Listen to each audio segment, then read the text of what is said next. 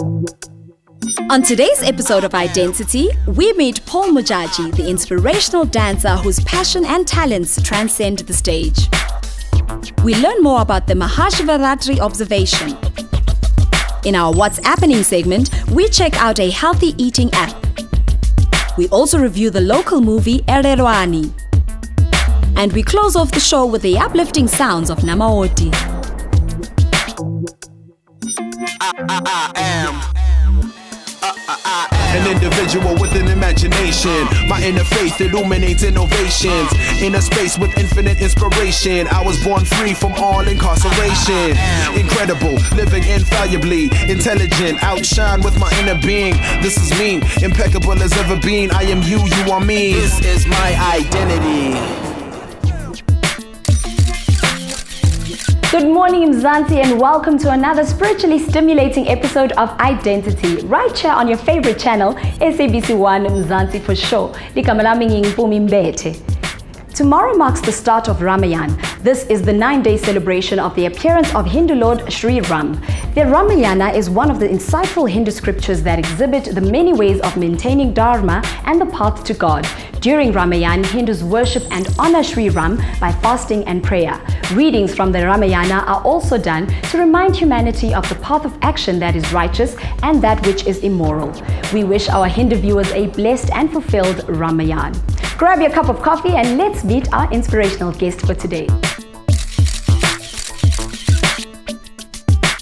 Paul Mujaji agafani na labanye bantu labasha. As a writer, performer, entrepreneur, and philanthropist, this young man is a cut above the rest. This award-winning entertainer and social activist is also the driving force behind the Dare to Dream movement. Through his dancing, Paul has made a mark for himself not only in South Africa but across the world. So much so that in 2013, he was named the brand ambassador for the city of Tshwane. I'm so glad that this busy young man made time to honor my invitation for coffee. Welcome to Identity, Paul. Thank you for having me, Mvumi. I want to take you back to your childhood in Hammanskraal. Yes. Tell me about how you grew up. Oh, man. One of the best times of my life, actually. You know, I had a really, what I consider normal, you know, a very normal upbringing. But I still have fond memories of myself as a very gregarious, very loud, out there child, you know. So, and I think, you know, one of the blessings of that time in my life was that my parents allowed me to really find myself and find my voice and just be a normal kid. So how early on in your life did you start dancing? I'd say I've been dancing my entire life. I just didn't realize that, you know, there was something special there. I knew that people enjoyed to see me dance. And, you know, I can't remember a time in my life when I wasn't dancing. But I'm sure you realized after you matriculated, when you got a scholarship to go and study dance in Denmark. Yeah. You were very young at that time. Absolutely. So what were some of the challenges you faced being away from home? You don't know anyone there.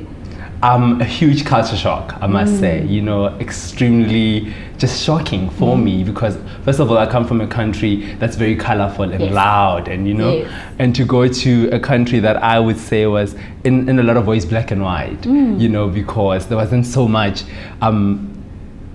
hype and craziness as, you know, you find here in South Africa. You know, the people are very quiet, they're very modest, there's a lot of order. I mean, I used to joke that, you know, I could not believe that, you know, even the news, there would literally be nothing to report because there was no crime, there was nothing to really, you know, talk about. So it was a huge culture shock. And the weather, of course, I mean, it was the first time that I actually experienced snow in my life. So it was extremely shocking, I think, from a cultural point of view. Some people might say that you winning the European world dance in your jazz solo category was shocking. You were the first African to win that. Take me through that experience.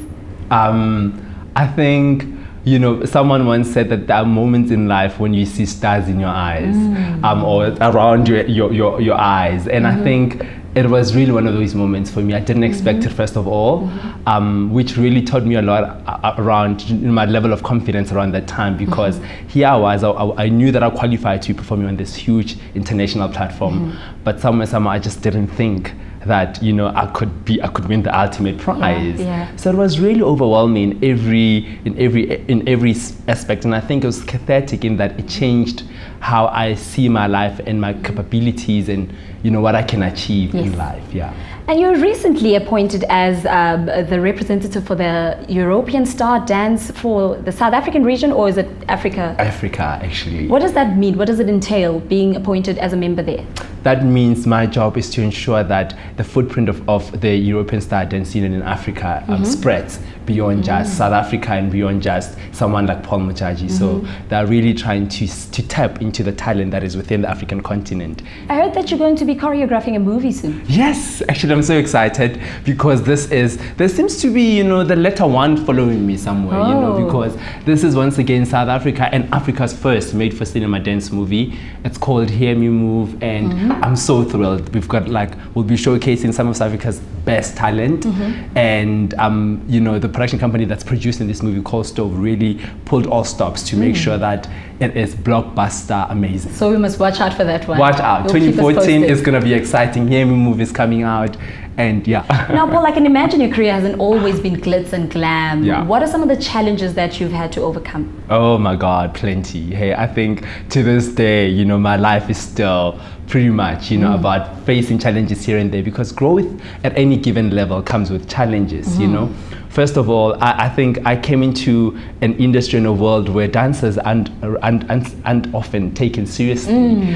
So I've had to really learn a lot. And also I think at school you're not taught to the art of turning what you do into a business. Yes. So it was one of the biggest challenges that I needed to learn, that I needed to somehow integrate business lessons and skills that I wasn't taught at home or at school. So I'd say finding a way to ensure that I live off my passion. Yes. And that it's profitable and that I can have a comfortable life and I can live off it is really one of the biggest challenges. And you are also the driving force of Dare to Dream. Yes. Let's talk about that. That's my joy and pride. I can see your face light up. That is my joy and pride. Because, I don't know. I think, anytime you are given the opportunity to give someone else something that you weren't given yourself, there is a way of just fulfillment, that comes from that. The Dare to Dream is really the platform where I can give young people the platform to sit down and first of all have a dream for their lives and articulate it, because our parents rarely ever actually ask us what our dreams are, our bigger dreams. They always want to know what we want to be, but never really what we dream of becoming, And secondly, it's a space where young people can dance and sing and act and explore those sort of artistic expressions that they have. And somewhere in South Africa, there's a young person looking at Paul. And I mean, it's easy when you've been to this point to say you can do it. But that person is sitting there, maybe a dancer somewhere in their heart, and they don't know where to start and they don't even have the support. That's true. What would you say to that young person? I would say, first of all, start by finding out what your passion is, and finding out what it is that you want to be and be sure about it. And once you're clear on that, start where you are with the little that you have. Because for me, the television was the little that I had. Through shows like Fame and Sarafina, I was able to live my dream and to learn and just get exposure into, my interests. So they must start wherever they are, even if the YouTube is the only access they have to their dreams. They must start there. A lot of dancers say that dance is like therapy, it's therapeutic. Do you think it's spirituality as well? Oh, absolutely.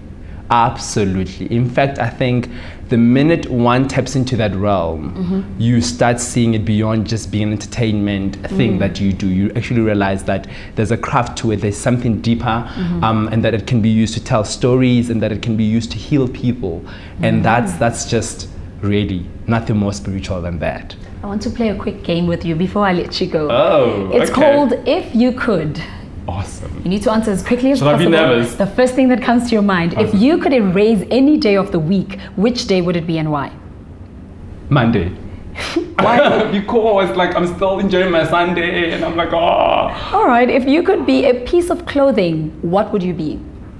A shirt. I tend to just have a passion for nice shirts. Yeah, there we go. If you could live in someone's mind for an hour, who would it be and why? I would say between Oprah Winfrey and Mandela. All right. Yeah. If you could cure any disease, which disease would it be? HIV/AIDS. If you could be the king of the jungle for a day, what laws would you pass down? That all animals should turn vegetarian. If you could attain anything in the world, what would it be and why? an Oscar, because I think it would like just for me, I think it would mean the highest level of success. If you could feature in a song, whose song would you feature in, dead or alive artist? Michael Jackson, I think he's the greatest artist that lived. If you could fly, where would you go? A place I've never, well, actually no, a place I've been, I think Rio de Janeiro. Oh, nice. Yeah. And if you could make someone mute for a whole week, who would that person be and why? Who would I want to keep shut up for a while, for a minute even? That's a very good one. You want to think about it? I think I want to do that actually. Paul, it's been such a pleasure to have you here. I wish you could stay longer. Me too. Yeah, Thank you. You must come back. Thank you for having me. Paul embodies the spirit of passion and hard work, and his enthusiasm for life is definitely contagious. We here at Identity wish him more good fortune on his life journey.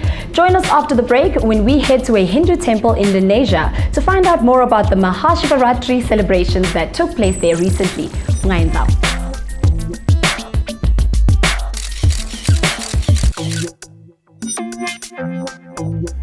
This is my identity.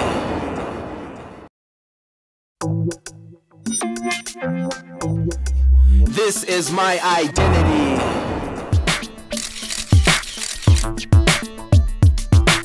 Sabukele Identity khona la ku SABC 1. Sikhathi nyalo sekuthi sibone ukuthi wena njengembukeli usiphatheleni lapho ekhaya.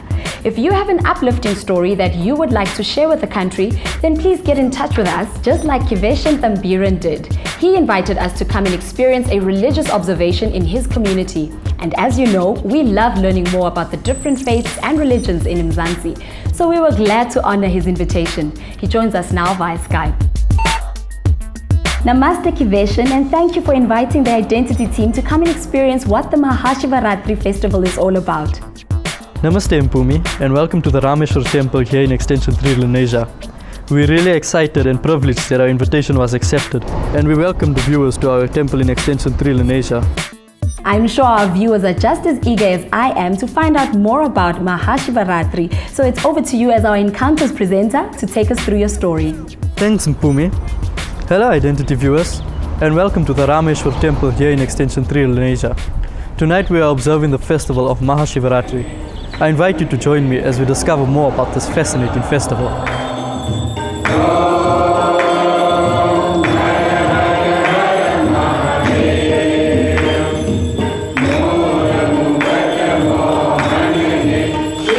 Joining me now is the resident Guruji here at the Mandir, Girish Bhai. Namaste Girish Bhai. Namaste. Girish Bhai, what is the significance of Shivaratri to Hindus?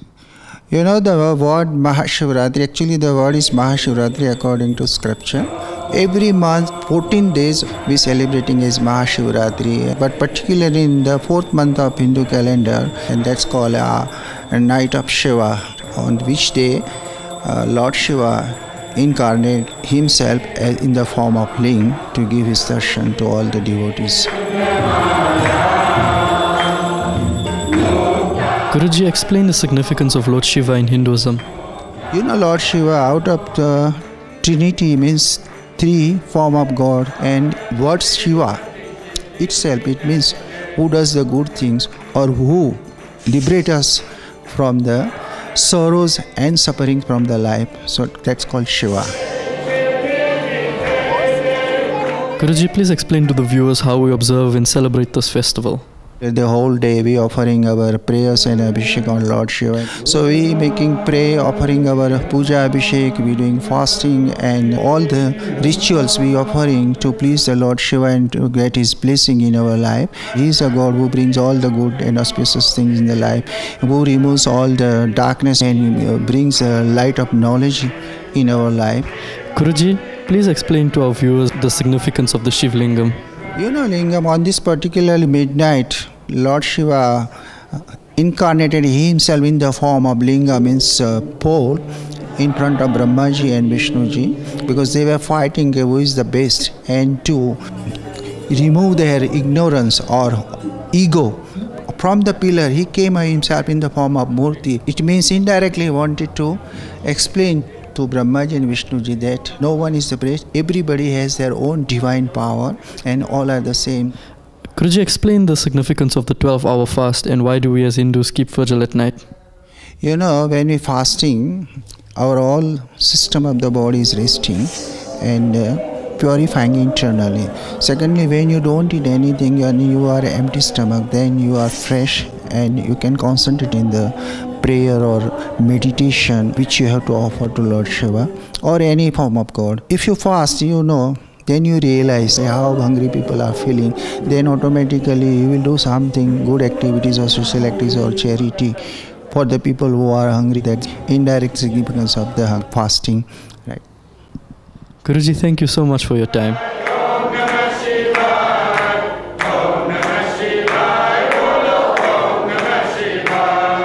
Identity viewers, an integral part of a festival of this magnitude is the involvement of the youth, and I have the pleasure of speaking to one of them.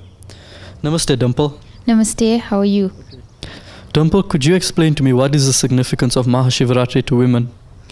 Shivratri is a special significance for women. It is said that married women worship Lord Shiva for the good health of their husbands, sons and brothers, and the other ladies worship Lord Shiva to find a husband just like Lord Shiva. Could you explain the symbolism behind the rituals that are performed here during Mahashivaratri?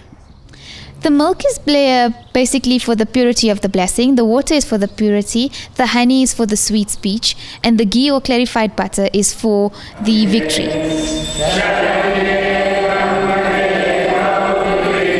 Why do you think it's more important for the Hindu youth to keep this culture alive? I think it's very important as when you get older and you have children, the tradition needs to keep going. So basically for the youth, it has to be a tradition for every family. I guess most families start taking their children out at a very young age to these festivals. So they expect it to be done every year. In that way, it's like a family root or stability that needs to happen every year. What can we learn from the attributes and qualities of Lord Shiva? Basically, he's the son of knowledge. He is a team player. He is unorthodox. He's predictable. So there's many attributes that all devotees can learn from him and has learned from him as well. And lastly, Dimple, what does Mahashivaratri spiritually mean to you? With the challenges faced today in our society, I think it basically removes all evilness from the devotees, and also it cleanses and purifies devotees.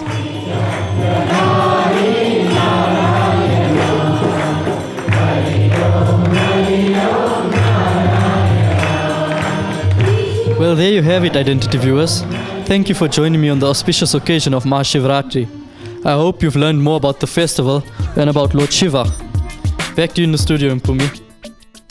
Sine la ku-Identity siyathanda kufunza kabanzi ngetinkolo letahlukahlukene nemasiko lahlukene kulo lonke leli vekati. Thank you to Kiveshan for giving us a glimpse into what Mahashivaratri means and what the celebrations entail. After the break, we check out a holistic healing app that gives you advice on how to cure minor diseases at home. We also review Ererwani, a South African love story set against the backdrop of the vendor culture.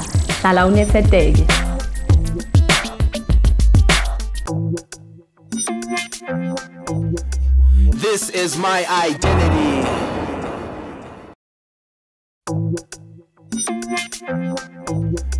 This is my identity.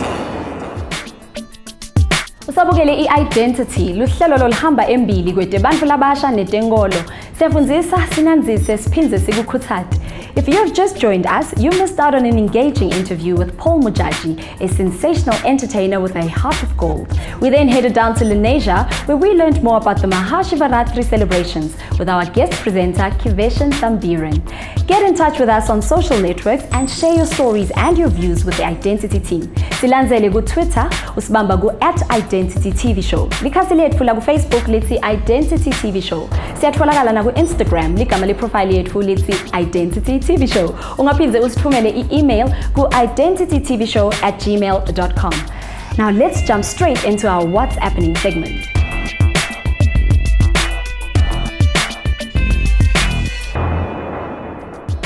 Time now to check out our app for this week. It's a healthy eating app called Raw Food Diet. Do you want to get the best out of your food and also become healthier in the process? Then the Raw Food Diet app is for you. Designed to help you prepare delicious and healthy meals with ease, the raw food diet is based on the concept that the healthiest food for your body is uncooked food, as it contains enzymes in their natural state. The app offers recipes for all meal types, including breakfast, lunch, dinner, and snacks. Each recipe includes a detailed description of the meal, nutritional value, an ingredient list, and step-by-step instruction on preparation. You can filter selections by meal types and preparation time, and once you have picked a meal, you can add the ingredients to your shopping list. Other features included in the app are the Cleanse Calendar, which helps you track your progress on the eating plan, and Health Benefits, which gives you a detailed breakdown of the benefits of the eating plan. Start living a healthier and more organic life by downloading the Raw Food Diet app today. Let's move on to our second review for the day. It's the captivating South African movie Ererwani. Ndifyererwani ngachashu dzina lihamba litevela mune kanji dzina lisumba zwine vutshilo hawo ha dovha zwone. Ererwani is South Africa's first vendor language feature film. The movie is about young love that clashes with cultural beliefs and values. The strong-minded Ererwani, played by Florence Masebe, is offered her dream job in Chicago, USA. She plans on going to Chicago with Vere, her fiancé, and together they set out to a village to inform her parents about their plans. Ererwani is greeted with a dramatic tribal dance, which she assumes is in honor of her being the first woman from her village to obtain a degree. To her surprise and disappointment, her hand has been promised to the tribal king, and the welcome dance was a prelude to her wedding ceremony. Ererwani, which means to remember, is forced to choose between the prospects of a glamorous future with the love of her life and remembering her roots and duties as a vendor woman. The movie is shot in the majestic and culturally rich village of Thohoyandou in Limpopo and gives a glimpse into the culture of the Bavenda. This is a must-see movie that will certainly set new standards for telling stories from South Africa by South Africans.